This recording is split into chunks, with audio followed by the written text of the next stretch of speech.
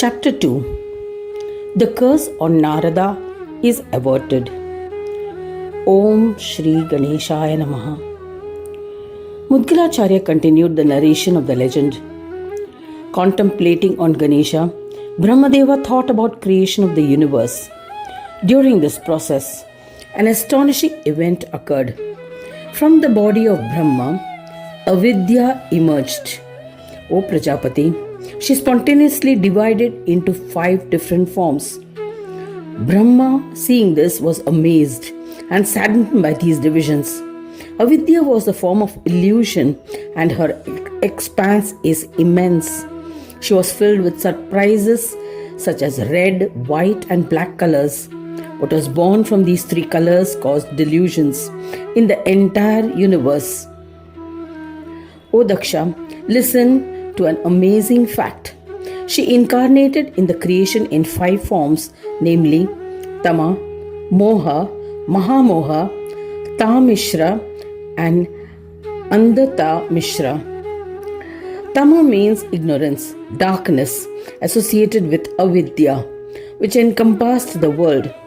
As a result, it became deluded and became immersed in thoughts of how to obtain materialistic pleasures.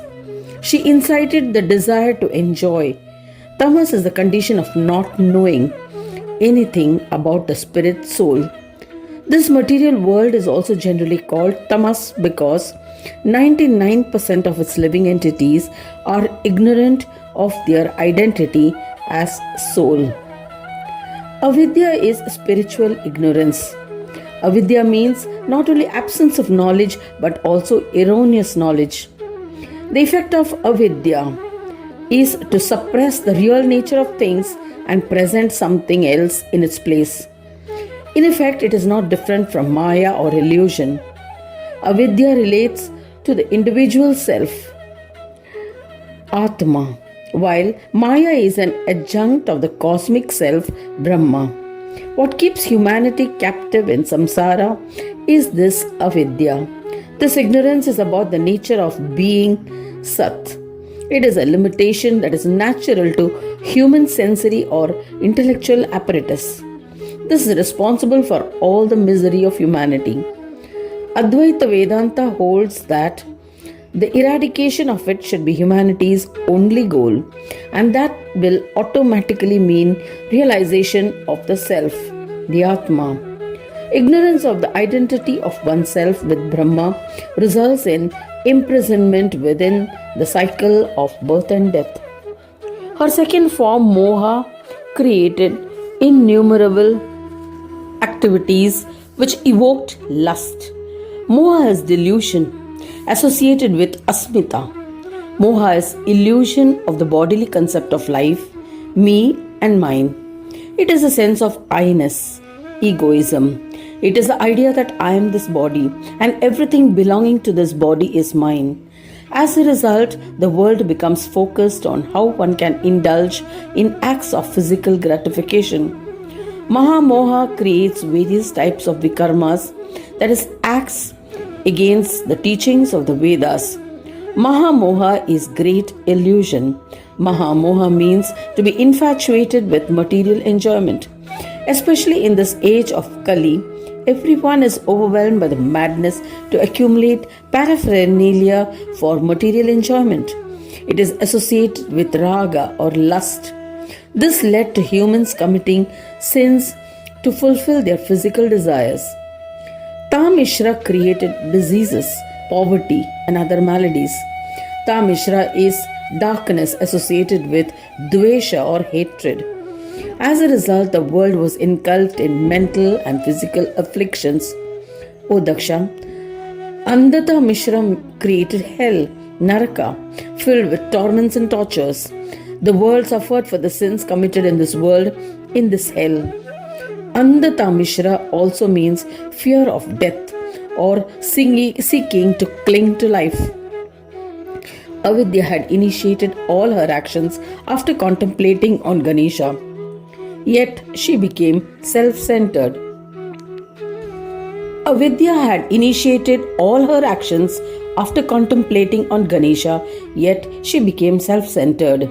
So, Brahmadeva contemptuously dismissed her and started the process all over again. This creation was abounding in spiritual ignorance, ajnana, and driven towards sins. Thereafter, he created 4 sons, Kumaras, from his body. The first was Mahayogi Sanaka, the ancient. The second was Sanandana, ever joyful. The third and fourth were Sanatana, eternal, and Sanat Kumara, ever young, respectively. Devi Vidya, endowed with knowledge, was their mother. She was enlightened and formless, and verily, the Atmamayi, the deity of the sacred knowledge. Knowledge is identified with Brahma Jnana, or realization of the ultimate truth.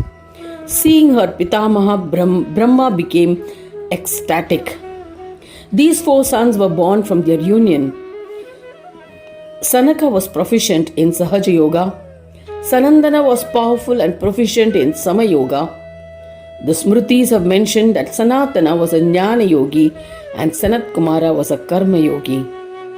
Seeing the 4 sons, Jagadishwara Brahma was delighted and said to them, "Contemplate on Ganesha and begin the work of creation of the universe."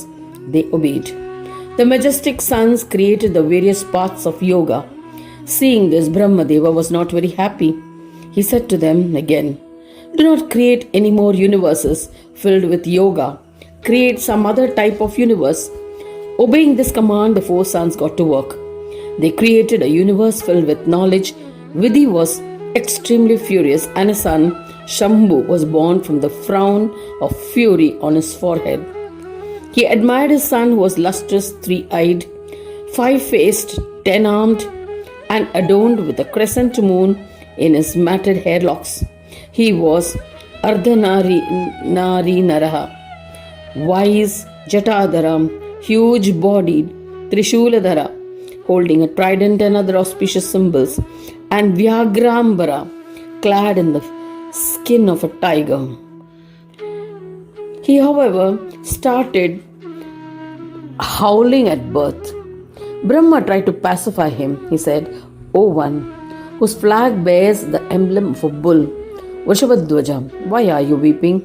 The child replied, "O father, give me a place to stay. O Lord, assign me names, and O Sarvesha, Lord of all, please assign work to me." Dhata, the savior, replied, "You will be known as Rudra, as you wept profusely at birth." Rudra means howling one. O Maheshwara, in the form of Shiva, you will be the supporter of all happiness. O Lord, by the grace of a boon bestowed to me, you, Sarveshwara, the Ishvara of all, have been born as my son in the guise of Shankara. Shankara, I am assigning 8 positions to you as places of residence, namely the earth, Prithvi, water, Jala, fire, Teja, air, Vayu, ether, Akasha, moon, Chandra, sun, Surya, and the performer of Yajna, Dikshita. O Shankara, hence you will also be known as Ashtamurtidhara, 8 cosmic bodies of Shiva consisting of the 3 worlds. O Sarva, you are the bestower of rewards to all. O Devesha, you will be known by 11 other names. O Mahadeva, contemplate on Gajanana and commence the act of creation of the world. Shiva agreed and commenced the creation after contemplating on Ganapatya. He created different types of Rudras endowed with luster. They were innumerable, possessed different shapes, and were immortal. Looking at them, Brahmadeva said, "Enough, no more. O Shambhu, create some mortal creatures as well for diversification, who will be subject to the cycle of birth and death." He said, "O Lord, I am unable to create a universe where the cycle of birth and death exists." Saying this, he sat unmoved. Hence, Vidhata named the great son Sthanu, motionless. Thereafter, he became Urdhvareta Yogi, absorbed in bhajans of Ganapati. Manyu, Manu, Mahinasa, Mahan, Shiva, Rutadwaja, Ugrareta, Bhava, Kala, Vamadeva, and Dhritravarta are your 11 other names of Rudra. After that, Brahma created Vedas and Shastras from his mouth. They stood with their palms joined in reverence. Brahma said to them, "Create the universe endowed with different aspects." They agreed, observed austerities, and pleased Ganapa. With the power of boons granted to them, they created the entire population.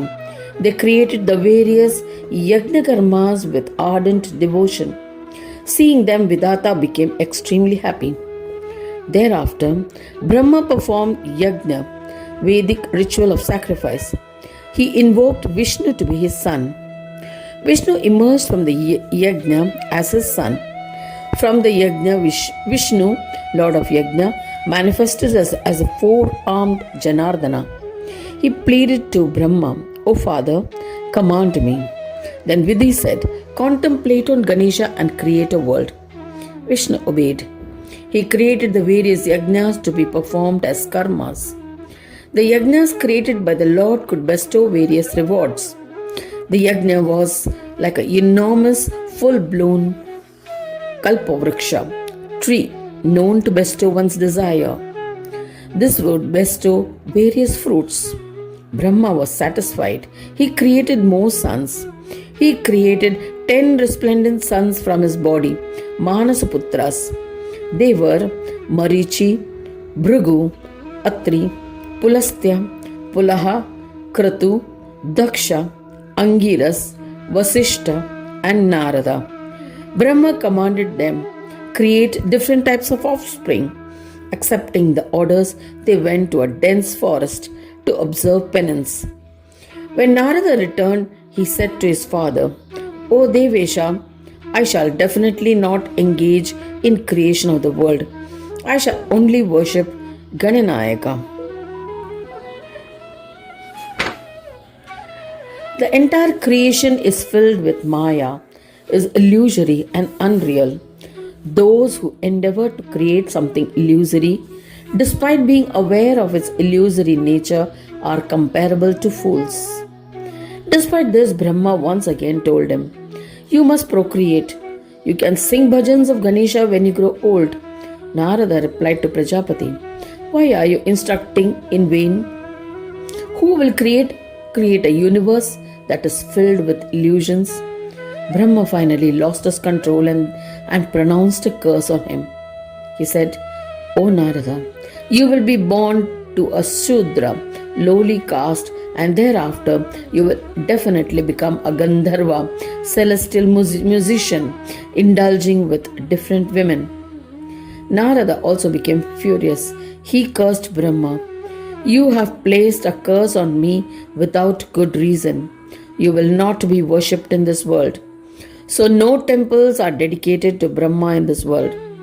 Narada departed and observed penance, chanted the single syllable Ekakshara mantra of Ganesha, and propitiated Ganesha.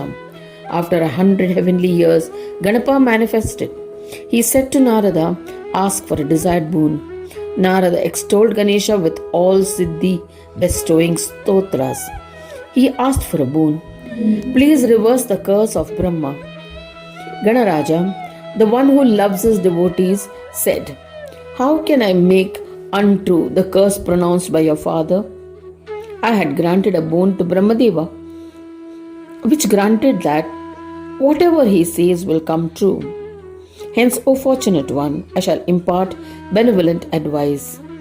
Initially, when you become a Gandharva, I shall impart knowledge to you, so that even though you may be amidst women, you will be unwavering and Maya will not affect you.